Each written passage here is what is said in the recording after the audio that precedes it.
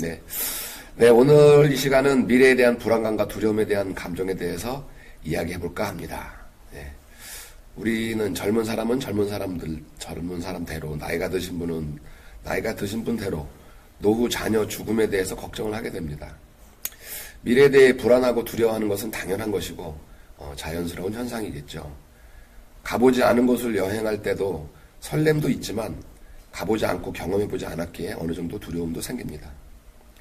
미래에 대한 불안감과 두려움이 없어야 한다는 생각을 바꿀 필요가 있습니다. 예.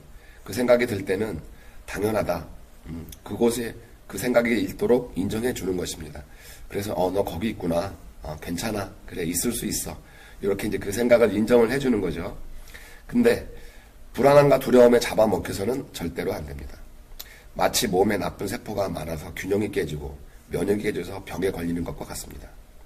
이 불안감과 두려움에 내가 사로잡히면 나중에 우울증까지 오겠죠.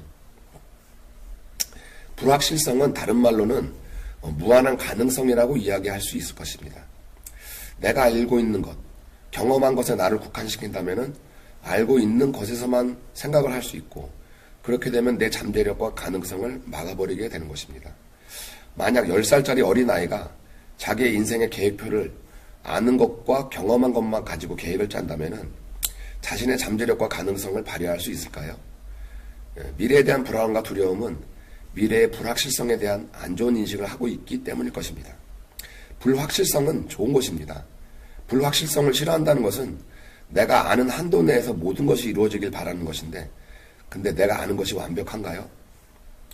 내가 알미 불완전하다는 것을 인정하고 내가 불확실성이 내가 편안해질 수 있다면 나는 무한한 가능성의 세계에 닿을 수 있습니다. 그리고 모르는 상태를 즐길 수가 있겠죠. 영화를 볼 때도 같은 영화를 반복해서 보거나 미리 내용을 알면 재미도 없고 집중을 할 수도 없게 됩니다. 모르는 상태는 우리가 삶의 최고로 집중할 수 있게 해주고 그것을 통해 우리의 능력을 최대한으로 끌어올려줍니다. 그리고 잠재력과 가능성을 최대치로 올려줍니다. 그래서 불확실성은 좋은 것입니다. 그렇다면 이런 불확실성 속에서 우리가 어떻게 하면 편안해질 수 있을까요? 내 잠재력과 가능성을 높여주는 이 불확실성, 이것을 어떻게 즐길 수 있을까? 그것은 삶에 대한 신뢰가 바탕이 있어야 될 것입니다. 삶이 나를 괴롭히는 것이 아니라 삶이 나를 도와주는 것. 우리 수도인들은 상제님에 대한 신뢰라고 얘기할 수 있겠죠. 상제님께서도 나를 믿고 마음을 바로 하는 자는 하늘도 두려워하느니라. 너희들은 보호신이 따라다니니 무엇이 걱정이냐. 그러나 좋은 일은 마가 많고 파란 곡절이 있는 법이니 좋은 운수를 받으려면 먼저 그만한 시련이 있음을 명심하라.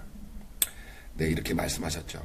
상제님에 대한 온전한 신뢰와 내 맡김의 상태가 될 때 나는 모름의 상태를 즐길 수 있을 것입니다. 내 삶을 나 혼자 사는 것이 아니라 내 안의 신성이 나를 통해 사는 것임을 받아들이고 내 맡길 때 나는 자유로울 수 있을 것입니다. 앞으로 나의 삶에 어떠한 일이 일어날지 다 알 수는 없지만 하늘이 나에게 허락한 것이라면 그것이 나에게 필요한 것이고 나에게 좋은 것, 나에게 약이 되는 것이라는 것을 믿고 신뢰한다면 나는 그것을 두려워하는 것이 아니고 오히려 기대하게 됩니다. 미래에 대한 불안감과 두려움이 있는 것은 자연스러운 것입니다. 삶의 불확실성은 사실은 나의 무한한 가능성을 말해주는 것입니다. 그리고 삶을 전적으로 신뢰함으로써, 그리고 상제님을 신뢰함으로써 그 불확실성을 즐기고 그 안에서 자유로울 수 있게 되는 것입니다. 그렇게 되면 어떤 것도 나를 흔들 수 없게 될 것입니다. 네, 물론 내 자신을 신뢰하려면 내가 진실되어야 한다는 전제가 깔려 있어야 합니다. 내가 진실되지 않고 마음을 속이고 거짓을 일삼으면 미래는 온통 불안투성이겠죠. 진실되지 못한 사람은 미래가 없습니다. 우리가 대순이라는 울타리에 있다가 태국도를 알게 되어서 오게 되는 과정을 한번 생각해 볼까요? 저 같은 경우는 박도준께서 돌아가시고 나서 미래가 막막하고 불안했습니다.